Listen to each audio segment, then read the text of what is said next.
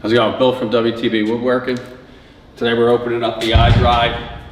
We got a load that we have in here of mostly 4-quarter poplar, we have a little bit of cherry, and some maple.